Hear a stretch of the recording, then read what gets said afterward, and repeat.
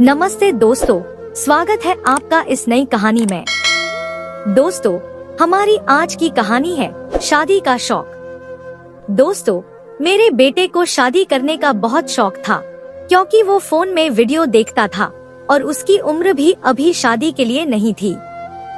फिर मैंने उसकी शादी करवा दी, पर शादी वाली रात ही बहू को अस्पताल ले जाना पड़ता था। मैं बहुत परेशान थी कि क्या करूं। एक दिन जब बेटा घर पर नहीं था, तो मैंने डॉक्टर को घर बुला लिया। डॉक्टर ने बहू का चेकअप किया और उन्होंने एक ऐसी बात बताई कि आसमान मेरे सिर पर गिर गया, क्योंकि मेरा बेटा तो भय के साथ।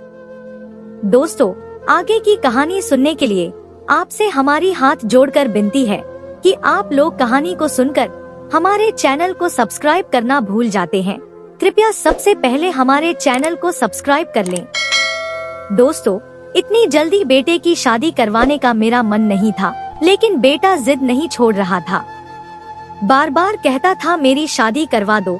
उसे शादी का बहुत ज्यादा शौक था, लेकिन ये शौक तो उम्र के साथ होता है, इसलिए अभी इतनी उम्र हो गई थी, फिर भी यह बार बार यही कहता था। मजबूरी में आकर उसकी शादी तो करवा दी।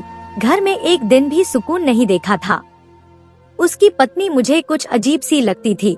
फिर सोचा कि आजकल की लड़कियां ही ऐसी हैं, बस घर में रहे, घर के काम भले ही ना करें, मैं नौकरानी रख लूंगी।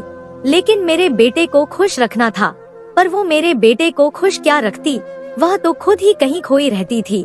रोज सुबह उसे अस्पताल ले जाने की जरूरत पड़ती थी, और जब डॉक्टर के पास ले जाते थे तो डॉक्टर उल्टी सीधी बातें करता था, जिनको सुन के मैं शर्म से पानी पानी हो जाती थी।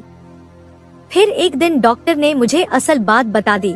सुन के तो मैं बहुत ज्यादा हैरान रह गई। उसने कहा कि आपके बेटे की पत्नी कह रही है क्या आपके बेटे का छोटा। दोस्तों, मेरा नाम मीना है। मेरा एक ही बेटा था जिसकी उम्र अभी पूरे 17 साल भी नहीं थी। हमारे परिवार में यह सबसे छोटा था और परिवार के बाकी सारे बच्चों की शादियां हो चुकी थी। आज भी हम शादी से ही वापस आए थे जब यह मुझे कहने लगा कि माँ मेरी शादी कब करवाएंगी। मैंने तो मैट्रिक भी कर लिया है। मैंने कहा मैट्रिक कर लिया तो क्या आगे पढ़ाई नहीं करोगे?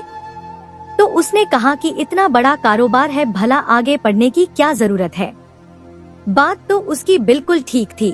पढ़ाई में उसने वक्त ही बर्बाद करना था, क्योंकि संभालना उसने अपना कारोबार ही था, और यह भी ऑफिस भी जाया करता था। उसको सारे काम की समझ थी। लेकिन शादी वाली बात पर तो मैं मुस्कुरा ही दी। मैंने कहा अभी तुम्हारी शादी नहीं करनी, अभी तुम्हारी शादी की उम्र नहीं है। मुझे लगा कि यह मजाक कर रहा है, लेकिन उसने अब बार बार जिद करनी शुरू कर दी कि मेरी शादी करवा दी जाए। पहले तो वह मजाक करता था, अब बिल्कुल सीरियस हो गया था। एक तो यह मेरा एक लौता बेटा था, ऊपर से बचपन में बहुत ज्यादा बीमार रहा था। पहले मेरे यहाँ कोई संतान नहीं हो रही थी। मैंने बड़ा मुश्किल वक्त देखा था। फिर न जाने कितने मंदिरों की भी जाके माथा टेका, न जाने क्या कुछ नहीं किया, तब जाकर मुझे यह बेटा मिला। दिक्कत यह था कि मैं उसकी कोई भी बात टाल नहीं सकती थी। आज तक उसने जो मांगा था मैंने इसको ला के दिया था। जब उसका पापा जिंदा था तब वह भी यही सब कुछ करता था। दोस्तों, पर जब इसका पापा इस दुनिया में नहीं रहा, तब मैं ही इसके सारे ख्वाब पूरे करती थी। पर अब इसमें यह जो शादी वाली जिद पकड़ी थी, यह पता नहीं कहां जाकर रुकने वाली थी। यूं तो हमारा खानदान लड़कों से भरा हुआ था। मेरे बेटे के बहुत सारे कजिन थे, लेकिन यह कभी भी किसी के साथ भी दोस्ती नहीं रखता था। उसने एक ही दोस्त बनाया हुआ था जो काफी अमीर खानदान से था, और पूरे मोहल्ले में सबसे ज्यादा अमीर घर का बेटा था, लेकिन उसकी कोई फैमिली नहीं थी। मेरे बेटे की उसी के साथ दोस्ती थी। उसका नाम किशन था। वह अकेला रहता था। एक दिन मैंने उससे बात की। मैंने कहा आजकल यह तुम्हारे दोस्त को क्या जिद चढ़ी है? देखो, यह तुमसे 5-6 साल छोटा है। अभी तुम्हारी भी शादी नहीं हुई है और यह चाहता है कि इसकी शादी करवा दूं। क्या यह तुमसे भी इस तरह की कोई बात करता है? उसने कहा आंटी, मैं खुद आपसे यह बात करने वाला था। उसने कहा यह तो पूरा दिन इसी तरह की बातें करता रहता है। इसके मोबाइल में सारे शादी वाले गाने, लोगों की शादियों की तस्वीरें, वीडियोस और इसी तरह की सारी चीजें भरी पड़ी हैं, जिन्हें यह देखता रहता है। आपसे झूठ बोल कर आता है कि मैं किशन के घर जा रहा हूँ पढ़ाई करने के लिए, और यहाँ बैठकर इसी तरह की बातें करता है। कभी कहता है शादी होगी तो यह करूँगा, शादी होगी तो वह करूँगा, घोड़े पर बैठ कर आऊंगा, यह वाला गाना लगवाऊंगा। इसलिए तो बातें कर करके मेरा दिमाग खराब कर दिया। मैं खुद सोच रहा था कि वक्त निकल के आपसे इसके बारे में बात करूं। मैं तो यह सुनकर परेशान हूँ। अभी मैंने कहा कि क्या मतलब इसके फोन में बस यही सारी चीजें हैं, और नहीं तो क्या, वही तो मैं आपको बता रहा हूँ। दुल्हन बनी हुई लड़कियों की तस्वीर से तो उसके फोन की गैलरी भरी हुई है। मुझे तो लगता था कि आप इस पर नजर रखती होंगी। मैं तो हैरान ही रह गई। फिर उसने मुझे एक बात बताई जिसके बाद मैं बहुत ज्यादा फिक्रमंद भी हो गई। उसने कहा कि यह कह रहा था कि मैं अपनी माँ को इस साल शादी करवाने के लिए मनाऊंगा। अगर उन्होंने मेरी बात नहीं मानी तो फिर मैं कोई और तरीका अपना लूंगा। मैं कहूँगा कि मैं आत्महत्या करने लगा हूँ, नहीं तो मेरी शादी करवाओ। हे राम, मैंने तो अपने दिल पर हाथ रख लिया। मेरा बेटा आत्महत्या करने की बातें कर रहा था, वह भी सिर्फ शादी के लिए। अगर वह अपने दोस्त से ऐसी बातें कर रहा था तो इसका मतलब उसके दिमाग में यही सब कुछ चलता रहता था। यह कोई छोटी बात नहीं थी। और फिर मेरा बेटा बहुत ज्यादा जज्बाती था। मेरे खानदान में सब मुझे कहते थे कि ठीक है, भगवान ने तुम्हें एक ही बेटा दिया है, पर तुमने उसे बहुत ज्यादा बिगाड़ दिया है। पर आप सब लोग भी जानते हैं कि जिनकी एक ही संतान होती है वह न चाहते हुए भी बिगड़ जाती है, क्योंकि सिर्फ उसी से सारी मोहब्बत और प्यार दिया जाता है।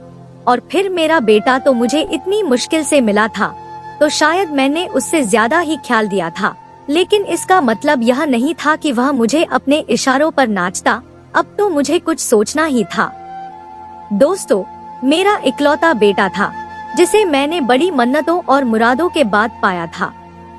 शादी के 8 साल बाद वह पैदा हुआ था और अब ऐसी बातें कर रहा था, वो भी अपनी एक जायज जिद के लिए। मैंने फैसला कर लिया कि उसकी शादी करवा दूंगी। मैं नहीं चाहती थी कि जज्बात में आकर वह कोई उल्टी सीधी हरकत कर बैठे। आजकल का क्या पता चलता है, आजकल के बच्चों में तो बिल्कुल भी सब्र नहीं है।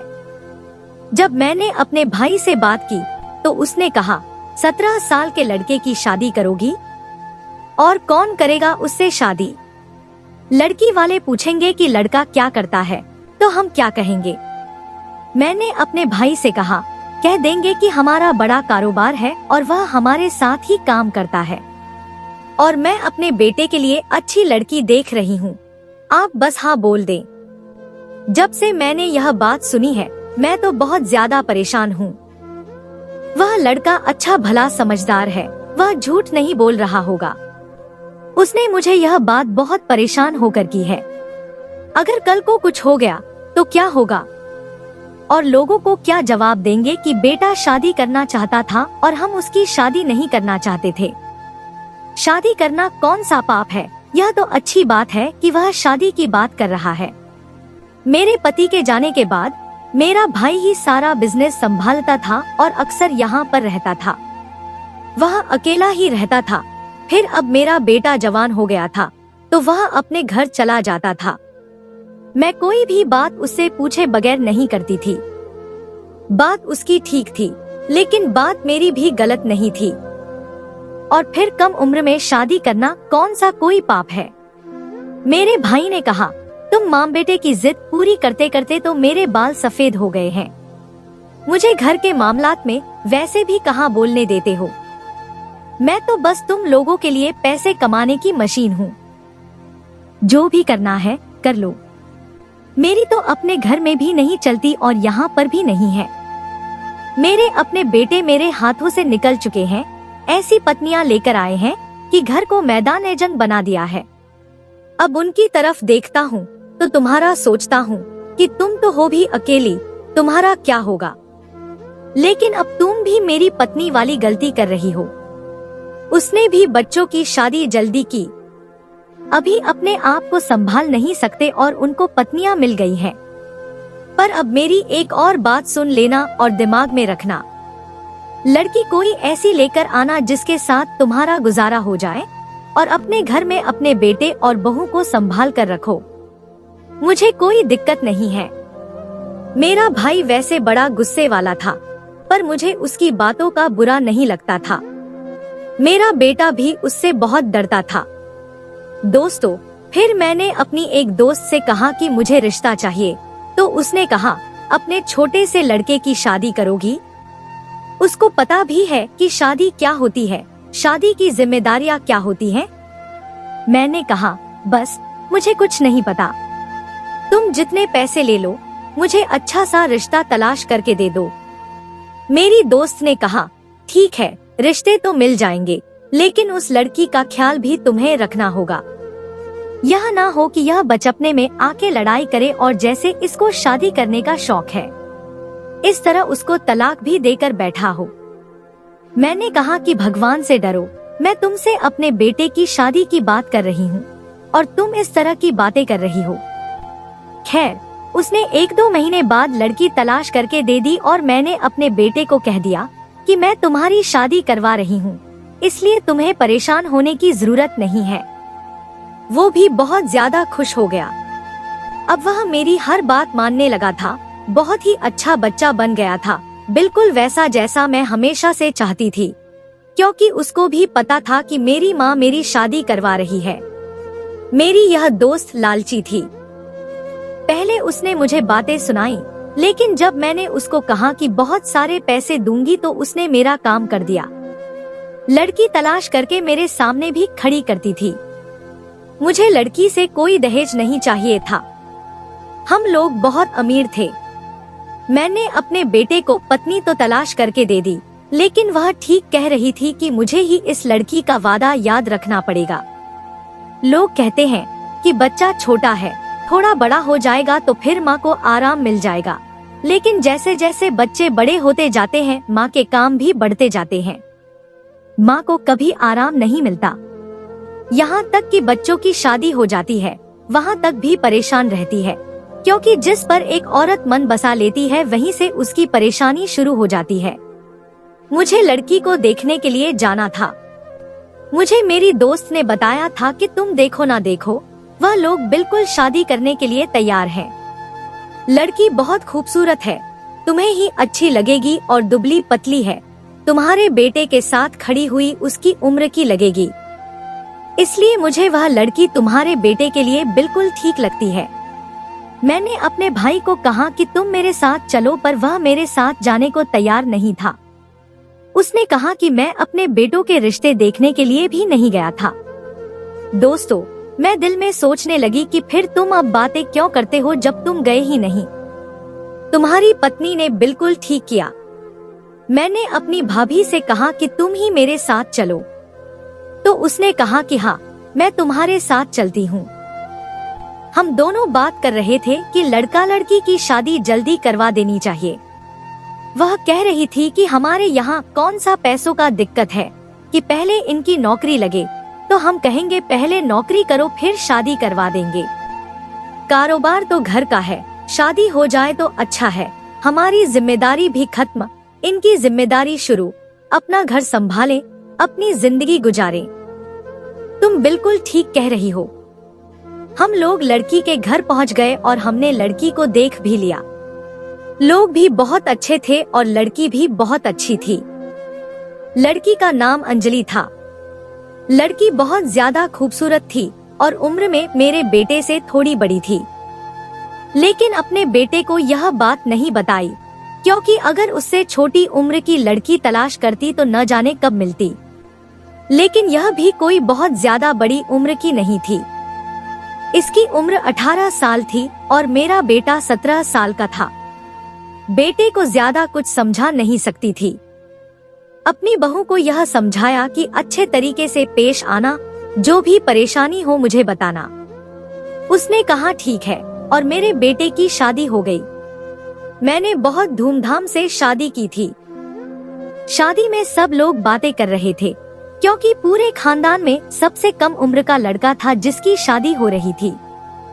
पर मैं भी सबको मुंह फाड़ के जवाब दे रही थी, तो मेरा बेटा है, मेरी मर्जी है। मैंने अपनी मर्जी से सब कुछ किया है। जल्दी बहू ले आई हूँ क्योंकि मैं घर में वैसे भी अकेली रहती हूँ और मेरा दिल नहीं लगता है। आप लोगों को क्या दिक्कत है? मेरी जिस दोस्त ने यह रिश्ता करवाया था वह मेरी बचपन की दोस्त थी। उसके साथ मेरा बहुत खुला मजाक था और बहुत सी बातें कर लेते थे। उसने मुझे एक मामले पर बड़ी अजीबोगरीब बातें कही थी और कहा था कि तुम्हें ख्याल रखना पड़ेगा, और मुझे इसी वजह से सारी रात नींद नहीं आ रही थी। सुबह के 5 बजे का वक्त था जब मेरे कमरे के दरवाजे पर दस्तक हुई तो सामने मेरा बेटा खड़ा था। मैंने कहा कि क्या हो गया है? उसकी शक्ल से लग रहा था कि वह बहुत ज्यादा परेशान है। उसने कहा कि माँ, वो अंजलि की तबीयत खराब हो गई है, बहुत ज्यादा खराब हो गई है। मैंने कहा कि थक गई होगी ना, उसके सिर में दर्द होगा। उसे कहो कि बैठे, मैं चाय भिजवाती हूँ। तो मेरे बेटे ने कहा कि नहीं, चाय की बात नहीं है, उसके सिर में दर्द नहीं है, कुछ और ही है। वो मर जाएगी, उसकी तबीयत बहुत खराब है। आप प्लीज मेरे साथ चलिए। मैंने अपने बेटे को इतना ज्यादा परेशान कभी नहीं देखा था। दोस्तों, मुझे लगा कि शायद थक गई होगी क्योंकि शादी बहुत धूमधाम से हुई थी, और जब दुल्हन शादी पर बहुत ज्यादा थक जाती है तो सिर में दर्द होना, चक्कर आना, बेहोशी होना, यहाँ तक कि उल्टी आना भी नॉर्मल होता है, क्योंकि उसको तो एक पल का भी आराम नहीं मिलता। लेकिन यह जो मेरे बेटे ने शक्ल बना रखी थी और यह जिस तरह से बात कर रहा था, मामला कुछ और ही लग रहा था। मुझे थोड़ी थोड़ी बात समझ आने लगी। मैं कमरे में गई तो मेरा अंदाजा बिल्कुल ठीक था। मेरी बहू की तबीयत बहुत ज्यादा खराब थी। उसे डॉक्टर के पास ले जाने की जरूरत थी। एक पल की भी देर नहीं कर सकते थे। मैंने अपने भाई से कहा कि गाड़ी निकाले और अपनी बहू को डॉक्टर के पास ले गई। डॉक्टर ने उसे चेक किया और कहा कि अभी उसकी हालत ठीक है। उसके बाद मैं लेडी डॉक्टर के सामने बैठी थी। मेरा बेटा बाहर था, मेरा भाई भी बाहर था। लेडी डॉक्टर ने कहा कि आजकल के मर्दों का तो कोई हल नहीं है। आपने अपने बेटे को कुछ समझाया नहीं था, और आपका बेटा देखकर तो मुझे ऐसे लगा जैसे यह आपका छोटा बेटा है और इस लड़की का पति कोई और है। लेकिन आप कह रही हैं तो यही उसका पति है। आपने अपने छोटे बेटे की शादी करने की जरूरत क्या थी? खुद तो आप अच्छी भली समझदार लग रही हैं। क्या आपकी शादी भी जल्दी हुई थी? मैंने झूठ बोल दिया कि हाँ, हमारे परिवार में शादी जल्दी हो जाती है, क्योंकि मैं अब डॉक्टर के पास बैठी हूँ। और क्या कहती कि मेरा बेटा जिद कर रहा था और मैंने इसकी जिद को मान लिया। उसने कहना था कि बच्चे तो कुछ भी कहते हैं, इसका मतलब यह तो नहीं कि बड़े मान जाएं, वे बच्चे होते हैं, आप तो बच्चे नहीं हो। मैंने कहा कि डॉक्टर, मैंने जितना समझा सकती थी समझाया था, लेकिन उससे ज्यादा समझने की शायद उसकी अक्ल ही नहीं थी। उसने कहा कि क्या मतलब? मैंने कहा कि वह लड़का जो अभी इधर आया था वही मेरा बेटा है। डॉक्टर हैरान रह गई। उसने कहा कि मुझे लगा कि वह आपका छोटा बेटा है। आपने इतने से बच्चे की शादी कर दी तो फिर यही सब कुछ होना था। मैंने कहा कि मेरी बड़ी मजबूरी थी। डॉक्टर ने कहा कि ऐसी भी क्या मजबूरी होती है? आप लोगों को शौक होता है छोटी उम्र की बहू लेके आने का। शायद डॉक्टर भी मुझे बाकी औरतों की तरह समझ रही थी। मैंने कहा कि नहीं, ऐसी कोई बात नहीं। मेरे दिमाग में तो मेरे बेटे की शादी थी ही नहीं, लेकिन उसने खुदकुशी की धमकी दी थी, इसीलिए मैंने उसकी शादी करवा दी। डॉक्टर ने कहा कि लड़के ऐसी ही धमकियां देते हैं, ऐसे अपनी जान कोई भी नहीं लेता है। पर आपकी हालत समझ सकती हूँ। आप माँ हैं, आपका इकलौता बेटा है, तो आप परेशान हो गई होंगी और आपके बेटे ने इस परेशानी का फायदा उठा लिया है। लेकिन अब जो हो गया सो हो गया। अब अपनी बहू का बहुत ज्यादा ख्याल रखिएगा। मैंने कहा कि ठीक है, मैं बहुत ज्यादा ख्याल रखूंगी। डॉक्टर ने कोई दवाई वगैरह लिख के दे दी और उसने कहा कि दोबारा आने की जरूरत नहीं होगी, सब कुछ ठीक हो जाएगा, फिर कभी ले आइएगा ताकि देख सकूं। बहू को देखा तो उसकी तबीयत कैसी है वह भी कुछ बोल नहीं रही थी। शायद शर्मा रही होगी, इसलिए मैंने ज्यादा सवाल नहीं किए। रिसेप्शन भी 2 से 3 दिन आगे कर दिया। 2 घंटा तो सुकून से गुजर गया। अपने भाई से कहा कि आप उसको समझाया करें, आप उससे ज्यादा बेहतर तरीके से बात कर सकते हैं क्योंकि वह आपके बेटे जैसा है, आपके लिए यह सब आसान है। दोस्तों, मेरे भाई की बस यही एक हरकत थी कि उसे घर के मामले में बोलने का कोई शौक नहीं था। वह कहता था कि मुझे घर के मामले में बोलने नहीं देते हैं, लेकिन दरअसल वह खुद भी कोई दिलचस्पी नहीं लेता था। उसने कहा कि अब यह दिन आ गए हैं कि बेटे जैसे भांजे से इस तरह की बातें करूं। तुमने उसकी शादी की है, तुम यह मामला संभालो। मैंने पहले कहा था कि कोई परेशानी बनेगा तो मैं जिम्मेदार नहीं हूँ। मैंने अपने भाई को समझाया कि यह क्या बात है, आप बड़े हैं, वह बेटा है आपका। लेकिन उन्होंने मेरी बात नहीं मानी। मुझे तो लग रहा था कि इससे अच्छा है कि मैं अपने बेटे को खुद ही समझाऊं, तो वह मेरी बात तो मान लेगा। मेरे भाई ने तो मेरे बेटे से भी ज्यादा बचकाना किस्म का रवैया पेश किया हुआ था, इसीलिए मैंने उनको दोबारा कोई बात नहीं की। 2 हफ्ता गुजर गया जब एक दिन बहुत ही सुबह सुबह मैंने देखा कि मेरा बेटा और बहू दोनों घर से बाहर निकल रहे थे और मेरी बहू ने मुंह छुपाया हुआ था। मैंने कहा कि कहाँ जा रहे हो और यह मुंह क्यों छुपा कर जा रही हो? तो मेरे बेटे ने कहा कि कहती है कि मुझे कोई और देखे मुझे अच्छा नहीं लगता।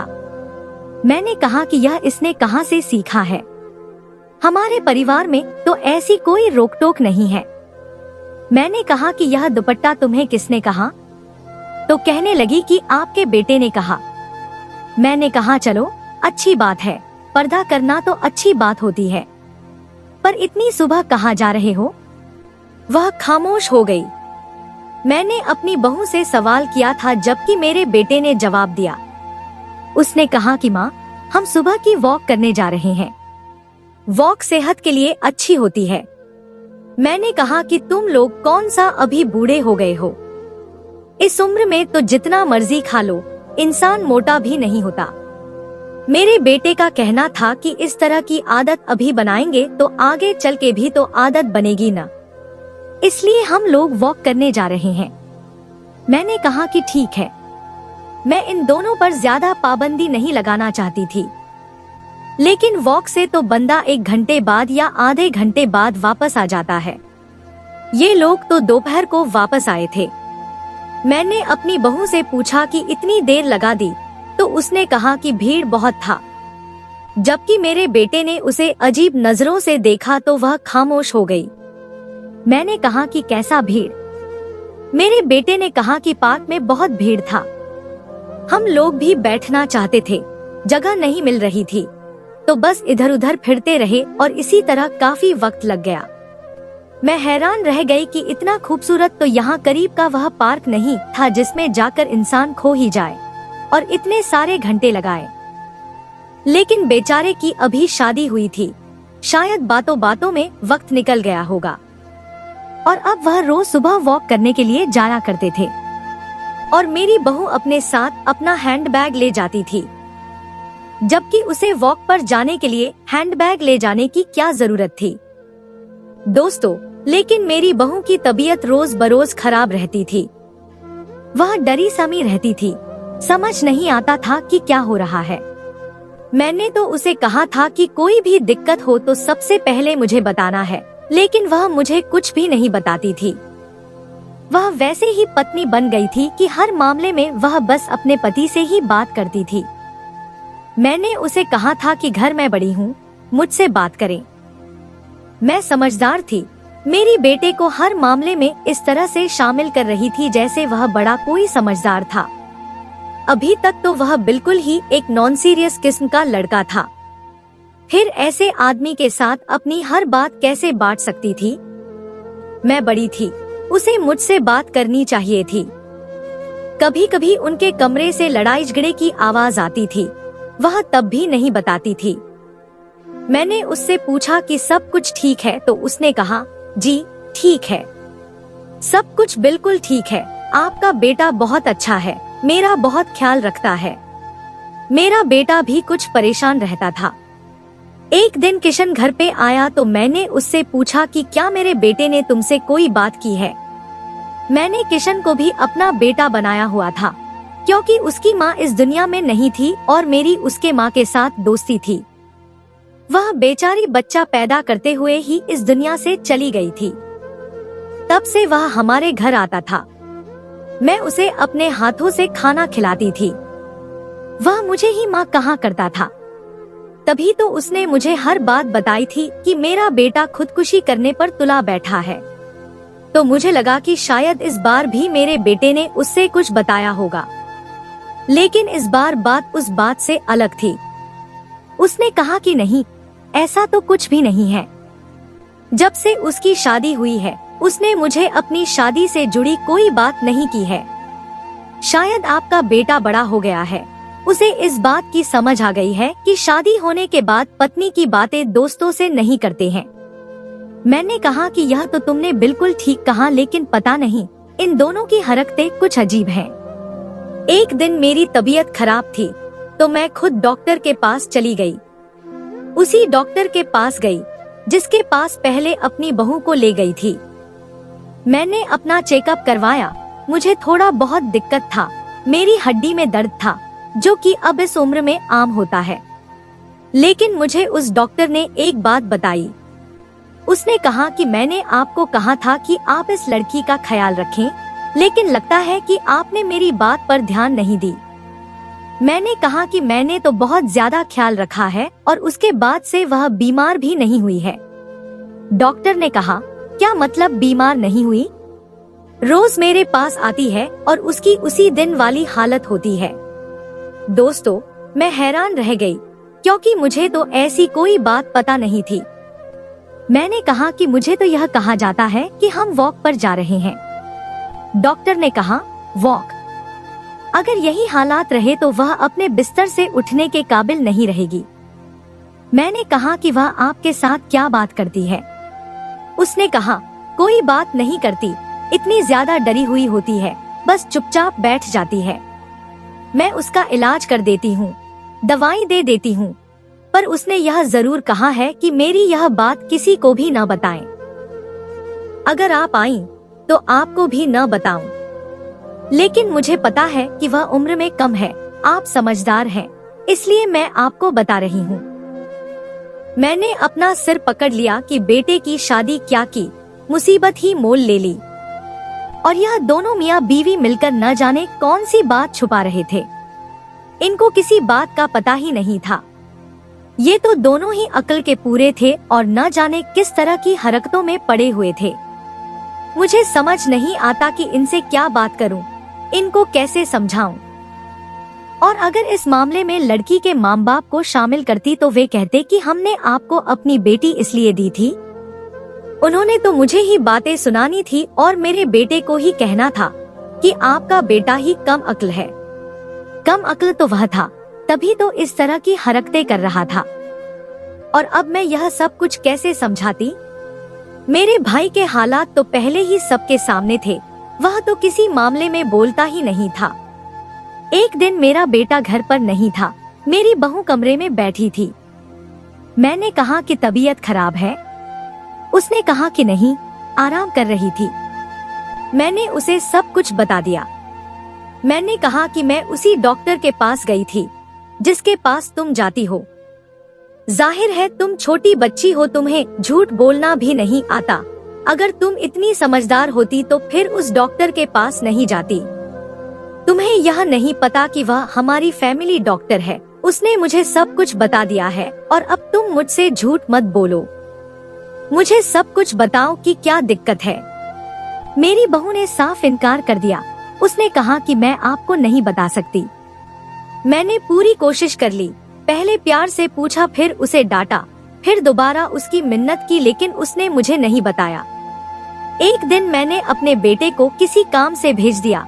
दरअसल हमारी काफी सारी फैक्ट्रियां थी, इसलिए आना जाना लगा रहता था। मैंने उसको भेज दिया और वहाँ पर देर हो गई। इसलिए वह रात को वहाँ पर ही रह गया। सुबह जब मेरी बहू की तबीयत खराब हुई तो मैंने डॉक्टर को घर पर बुला लिया, क्योंकि मुझे उससे कुछ बहुत ही ज्यादा अजीब बात करनी थी। और उसने भी मेरी बात को समझा। उसने मेरा साथ देने का वादा किया और जो भी उसको जरूरी काम था उसने कर लिया। उसने कहा कि जो मुझे चाहिए था वह मैंने वो सैंपल ले लिए हैं, अब हमें कुछ टेस्ट करवाने होंगे, उसके बाद पता चलेगा कि असल कहानी क्या है। दोस्तों, जब रिपोर्ट सामने आई तो मेरे कदम तले से जमीन निकल गई। रिपोर्ट के मुताबिक मेरी बहू की जिंदगी में जो शख्स था वह मेरा बेटा था ही नहीं।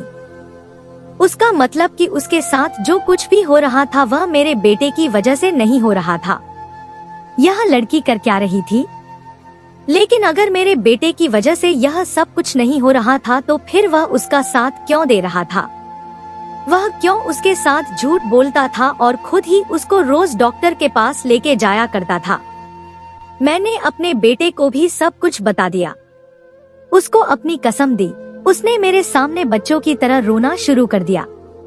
उसने कहा, माँ, मुझे शादी नहीं करनी थी, यह शादी तो वाकई बहुत बड़ी मुसीबत है। मैंने कहा कि हुआ क्या है, मुझे बताओ। उसने कहा, मुझे शादी करने का शौक जरूर था, लेकिन यह सब कुछ किशन ने करवाया है। उसने आपसे झूठ बोला था, ऐसी कोई बात नहीं थी। उसने कहा था कि अगर तुम्हारे माँ बाप को शादी के लिए मना लूं तो फिर तुम्हें मेरी एक बात माननी होगी। उसने न जाने आपसे क्या बात कही कि आप शादी के लिए मान गई, और फिर मैंने उससे वादा किया था कि उसकी बात जरूर मानूंगा। लेकिन उसकी वह बात बहुत ज्यादा अजीब थी। उसने साथ वाला घर किराया ये पर लिया है, जिनकी खिड़की से वह रात को हमारे कमरे में आ जाता है और मुझे उस कमरे से बाहर निकाल देता है। सब कुछ वही कर रहा है।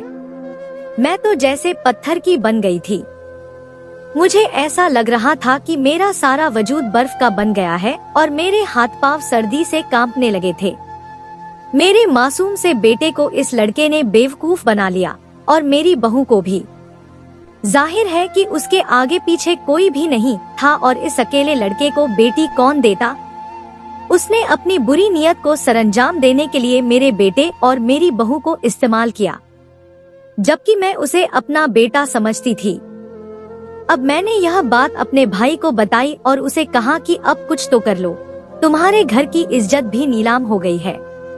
मेरे भाई को गुस्सा आया और उसने बड़े ही तरीके से किशन को पकड़ लिया और उसके बाद पुलिस को यह सब कुछ बता दिया और उस पर केस भी करवा दिया। मेरी बहू और बेटे की बेवकूफी थी या हम लोगों की समझ से बाहर था, लेकिन नुकसान तो बहुत ज्यादा हो गया था।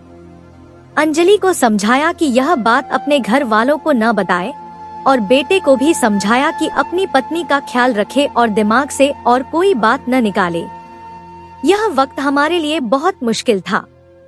दोस्तों, किशन को हमने ज्यादा से ज्यादा सजा दिलवाने की कोशिश की, लेकिन हम इतना कामयाब नहीं हो सके।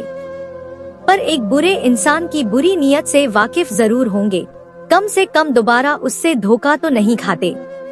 अंजलि का ख्याल रखा, अब तो उसे बहू कहने का दिल ही नहीं करता था, वह तो मेरी अपनी बेटी थी।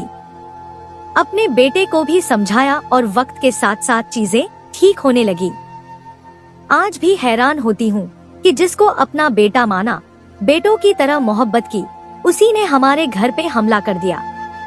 आजकल किसी पर भी भरोसा को नहीं किया जा सकता है और अपनी जिंदगी में होने वाले इस हादसे से यह सबक सीखा है कि जब तक बच्चे समझदार नहीं हो जाएं, उनकी शादी न की जाए। बच्चों के अंदर तो अक्ल नहीं होती, लेकिन माँ बाप के अंदर तो होती है। तो माँ बाप की अक्ल का क्या फायदा अगर वह बच्चों के आगे बेबस हो जाएं और उनकी बात मान ले। इस हादसे के बाद मेरे बेटे में अक्ल आ गई है, वह वक्त से पहले ही बड़ा हो गया है और अब सारी चीजों को समझने लगा है।